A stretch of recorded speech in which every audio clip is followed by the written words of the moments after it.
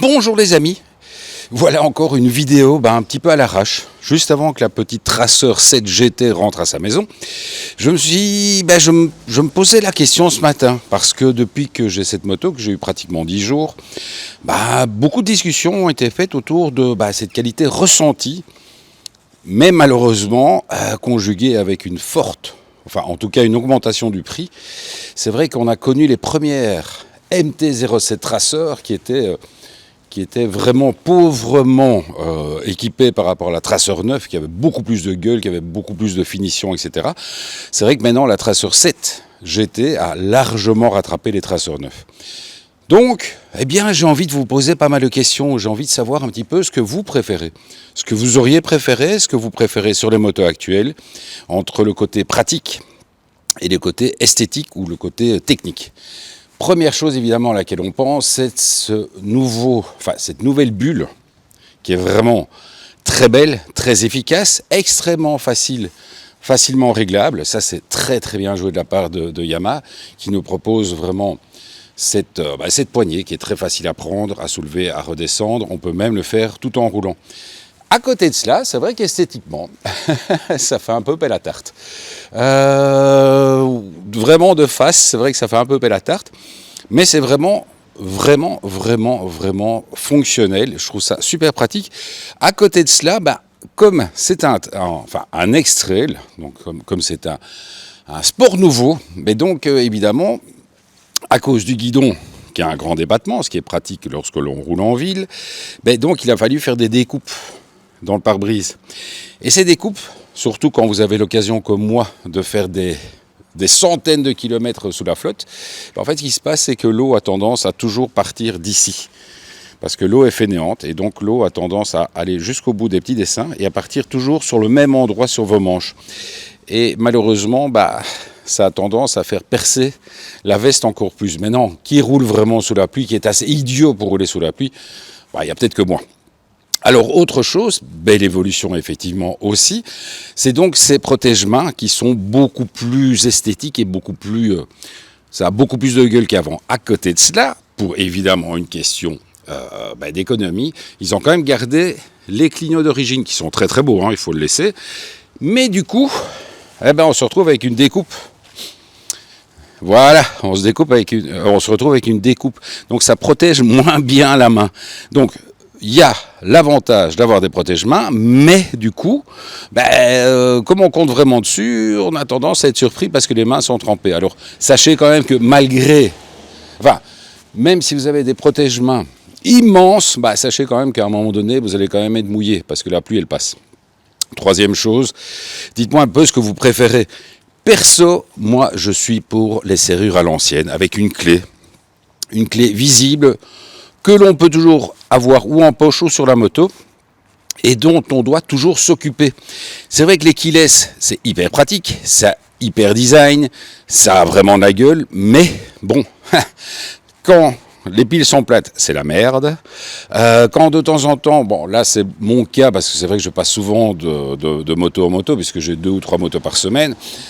En fait, les keyless par exemple pour les réservoirs, malheureusement, tous les constructeurs ne sont pas encore décidés à faire la même chose. Donc il y a certaines marques où il faut couper le contact, attendre un petit peu, ouvrir le réservoir. Il y a d'autres marques où vous allez couper le contact en laissant et en gardant le keyless en main et vous allez pouvoir ouvrir. Il y en a d'autres où vous allez devoir laisser le contact pour ouvrir le réservoir. Donc les gars, essayez de vous y mettre un peu tous ensemble et de vous décider. Troisième chose sur cette Tracer 7 GT, la selle confort. Alors, elle est vraiment top, elle est vraiment confort. C'est une selle maintenant en 2 parties, donc on a quitté le concept de la selle monobloc pour faire une selle en 2 parties. À côté de cela, quand on a déjà un gros cul comme moi, ce petit dossier, là, ce petit fessier, ça peut être usant. Après quelques heures dessus, ça peut être assez usant. Mais l'autre problème, c'est qu'il y a vraiment ce très beau revêtement. Vous le voyez, je viens de le faire. Donc, en fait, ce revêtement qui est très très confortable, qui est parce qu'en plus il y a des petits coussins, etc. Vous le voyez ici. Ça se gorge d'eau. Donc ça, c'est pas super pratique. Maintenant, c'est toujours la même chose. Qui roule réellement quand il pleut? Mais bon, l'avantage et l'inconvénient, il faut quand même toujours le savoir. Et alors l'autre chose, c'est qu'évidemment, cette selle confort amène quelques centimètres en plus au niveau de la hauteur de selle.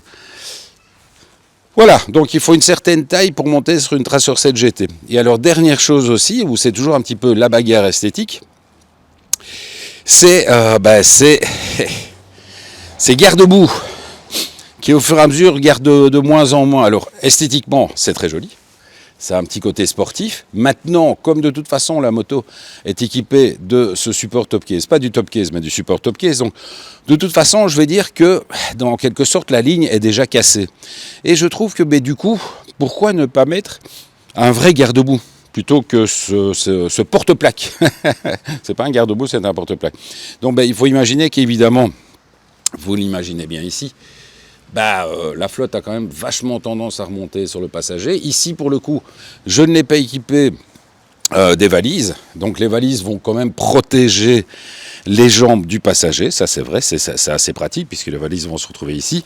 On a les petites attaches qui sont vachement esthétiques juste ici en dessous. Alors ne rigolez pas, ne me dites pas c'est pas si esthétique que ça. Donc n'oubliez pas que beaucoup d'autres motos, encore à l'heure actuelle, ont encore les porte-valises, les porte-bags, les porte-valises métalliques qui sont vraiment ici sur tout le flanc de la moto. Ça, c'est vraiment moche. Ici, je trouve que ça a quand même un vrai côté esthétique. Ça a vraiment de la gueule. On va pas s'en plaindre. Enfin, en attendant, vraiment, pour terminer cet essai, vous l'avez déjà découvert puisque je l'ai partagé sur YouTube, vous le savez, donc c'était la Tracer 7 GT qui va être proposée chez Trustbike à Braine-l'Alleud en location.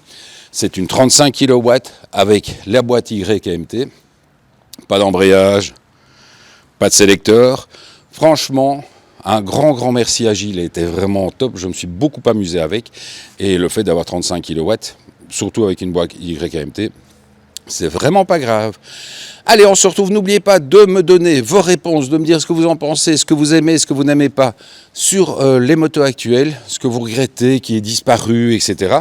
Et ce que vous aimez. Perso, moi je dis toujours, il y a une chose dont je ne pourrais pas me passer, moi qui roule depuis pas mal d'années à moto, et mes deux motos perso ne sont pas équipés, c'est l'ABS.